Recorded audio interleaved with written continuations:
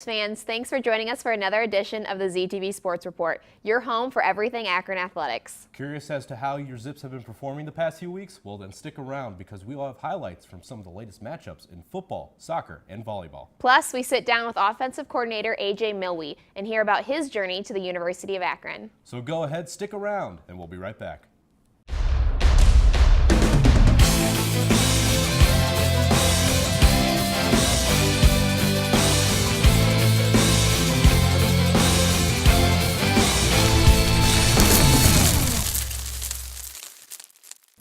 Hi everyone, my name is Elliot Georgiadis. And I'm Sartaj Ojala. Looking first at football, the team's gold helmets made their home debut at the game against Eastern Michigan University.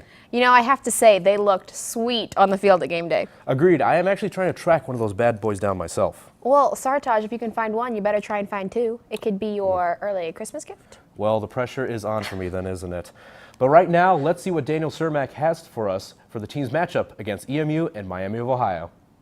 The Akron Zips took on the Eastern Michigan Eagles on a cold and rainy day in Akron last Saturday. Opening drive for the Eagles and quarterback Rob Bowden connects with Tyler Allen for the 18-yard score, making it 6-0 Eastern Michigan. Akron struggled most of the first quarter, trailing 6-0, but here, Kyle Pohl, scrambling around, makes a beeline for the end zone, leaps over a defender, and puts the Zips up 7-6. And now, it's time for a news segment. Zach Paul punt time. Here, Zach Paul, man of the hour, bombs a 63-yard punt and is eventually down at the 1-yard line. After Zach Paul's punt, 2 plays later, Rob Bolden's pass from the end zone is intercepted by Akron's Chris Gibbons. Akron was unable to put the ball into the end zone, but gets 3 points after a Robert Stein field goal, making it 10-6 Akron at the half. First drive of the third quarter now, and Connor Humley, off a huge game at Pitt, bursts into the end zone on a 28-yard score, making it 17-6 Akron.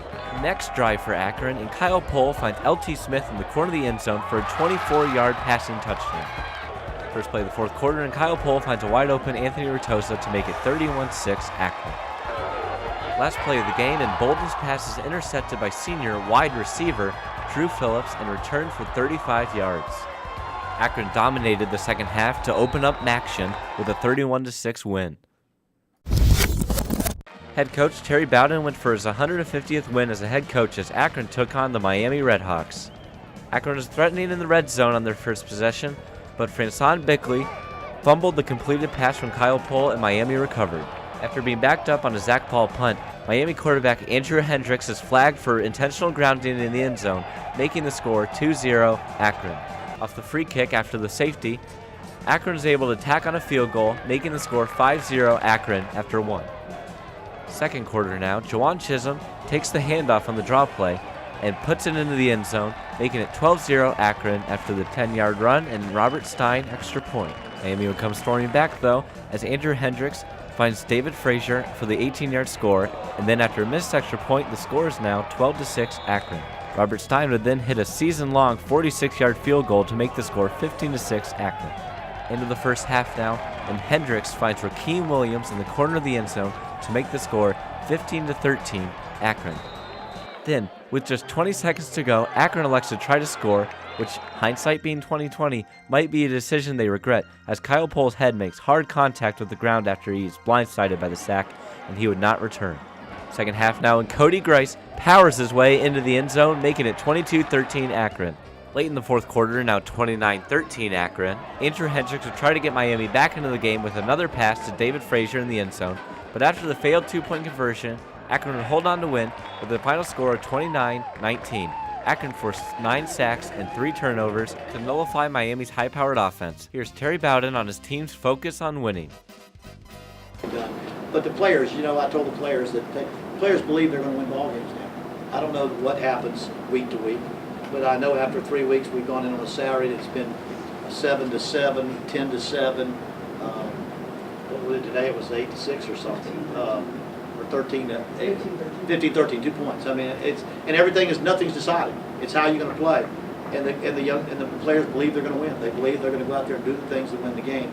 Once you get that type of mentality, we've been establishing that, you got a chance every game. Well, that was an exciting win for the team against EMU in Miami. We'll see how they do with their next matchup against Ohio University. You know, I really think they played so well because they had those awesome jerseys on. Well, now I agree, and now you know why I look so sharp every single day. Right, you are, Sartaj. Now let's take a look at Kara Riccardi's play review of the volleyball team's games against Buffalo and Toledo. The Zips volleyball team suffered a tough loss on Thursday against Buffalo, losing in 3 sets. The first set featured 9 tie scores. Akron had 2 different 5-point advantages with the score at 10-5 and 18-13, but Buffalo battled back each time.